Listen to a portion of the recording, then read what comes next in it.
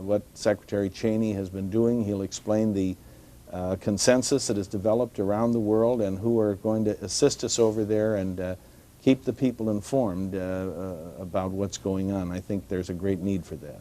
Let's join the President speaking to you from the Oval Office. In the life of a nation, we're called upon to define who we are and what we believe. Sometimes these choices are not easy. But today, as President, I ask for your support in a decision I've made to stand up for what's right and condemn what's wrong, all in the cause of peace.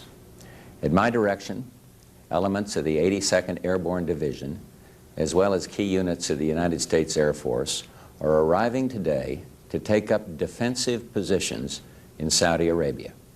I took this action to assist the Saudi Arabian government in the defense of its homeland. No one commits America's armed forces to a dangerous mission lightly, but after perhaps unparalleled international consultation and exhausting every alternative, it became necessary to take this action. And let me tell you why. Less than a week ago, in the early morning hours of August 2nd, Iraqi armed forces, without provocation or warning, invaded a peaceful Kuwait. Facing negligible resistance from its much smaller neighbor, Iraq's tanks stormed in blitzkrieg fashion through Kuwait in a few short hours. With more than 100,000 troops, along with tanks, artillery, and surface-to-surface missiles, Iraq now occupies Kuwait. This aggression came just hours after Saddam Hussein specifically assured numerous countries in the area that there would be no invasion.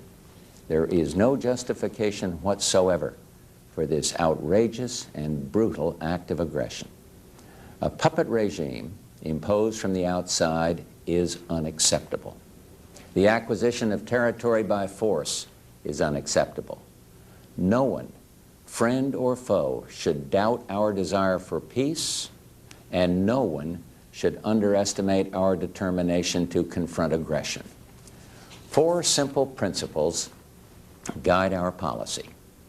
First, we seek the immediate, unconditional, and complete withdrawal of all Iraqi forces from Kuwait.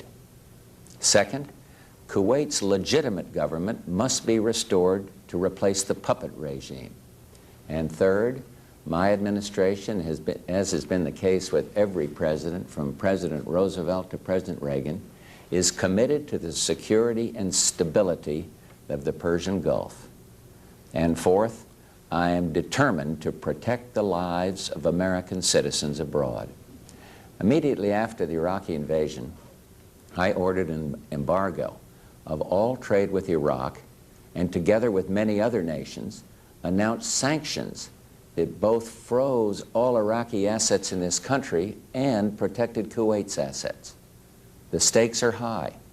Iraq is already a rich and powerful country that possesses the world's 2nd largest reserves of oil and over 1 million men under arms. It's the 4th largest military in the world. Our country now imports nearly half the oil it consumes and could face a major threat to its economic independence. Much of the world is even more dependent upon imported oil and is even more vulnerable to Iraqi threats. We succeeded in the struggle for freedom in Europe because we and our allies remain stalwart. Keeping the peace in the Middle East will require no less. We're beginning a new era. This new era can be full of promise, an age of freedom, a time of peace for all peoples. But if history teaches us anything, it is that we must resist aggression or it will destroy our freedoms. Appeasement does not work. As was the case in the 1930s, we see in Saddam Hussein an aggressive dictator threatening his neighbors. Only 14 days ago, Saddam Hussein promised his friends he would not invade Kuwait. And 4 days ago, he promised the world he would withdraw. And twice we have seen what his promises mean. His promises mean nothing. In the last few days, I've spoken with political leaders from the Middle East, Europe, Asia, and the Americas. And I've met with Prime Minister Thatcher, Prime Minister Mulroney, and NATO Secretary General Werner, and all agree that Iraq cannot be allowed to benefit from its invasion of Kuwait. We agree that this is not an American problem, or a European problem, or a Middle East problem. It is the world's problem. And that's why, soon after the Iraqi invasion, the United Nations Security Council, without dissent, condemned Iraq, calling for the immediate and unconditional withdrawal of its troops from Kuwait. The Arab world, through both the Arab League and the Gulf Cooperation Council, courageously announced its opposition to Iraqi aggression. Japan, the United Kingdom, and France and other governments around the world have imposed severe sanctions. The Soviet Union and China ended all arms sales to Iraq.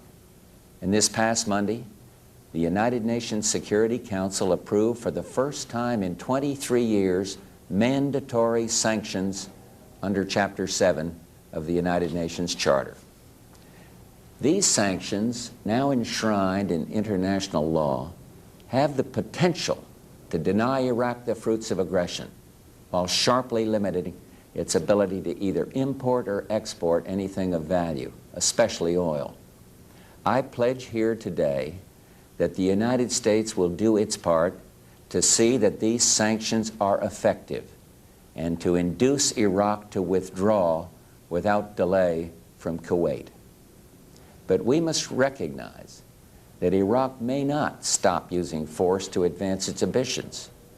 Iraq has massed an enormous war machine on the Saudi border, capable of initiating hostilities with little or no additional preparation. Given the Iraqi government's history of aggression against its own citizens, as well as its neighbors, to assume Iraq will not attack again would be unwise and unrealistic. And therefore, after consulting with King Fahd, I sent Secretary of Defense Dick Cheney to discuss cooperative measures we could take. Following those meetings, the Saudi government requested our help. And I responded to that request by ordering U.S. air and ground forces to deploy to the Kingdom of Saudi Arabia. Let me be clear, the sovereign independence of Saudi Arabia is of vital interest to the United States. This decision, which I shared with the congressional leadership, grows out of the long-standing friendship and security relationship between the United States and Saudi Arabia. U.S. forces will work together with those of Saudi Arabia and other nations to preserve the integrity of Saudi Arabia and to deter further Iraqi aggression. Through their presence, as well as through training and exercises, these multinational forces will enhance the overall capability of Saudi armed forces to defend the kingdom. I want to be clear about what we are doing and why. America does not seek conflict, nor do we seek to chart the destiny of other nations. But America will stand by her friends. The mission of our troops is wholly defensive. Hopefully, they will not be needed long.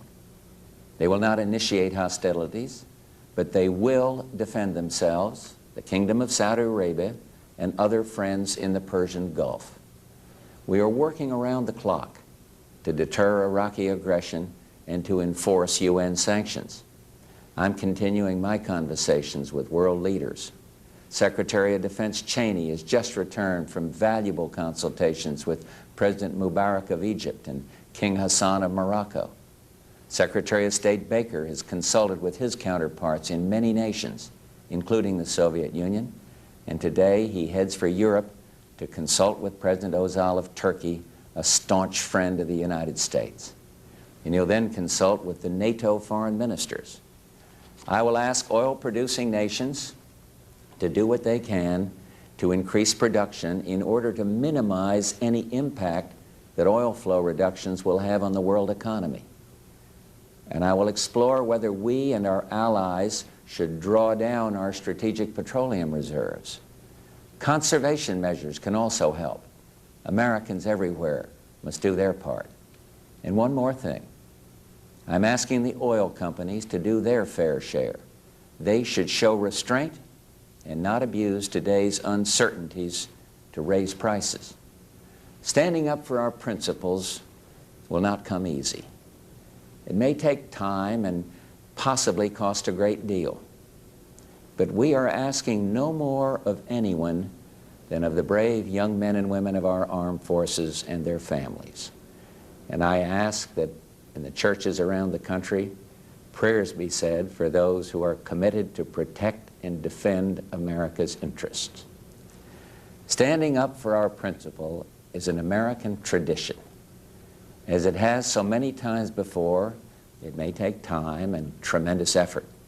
But most of all, it will take unity of purpose. As I've witnessed throughout my life, in both war and peace, America has never wavered when her purpose is driven by principle. And in this August day, at home and abroad, I know she will do no less. Thank you, and God bless the United States of America. Congressman Henry Hyde, what's your reaction to the President's remarks? Well, I thought it was a very fine statement.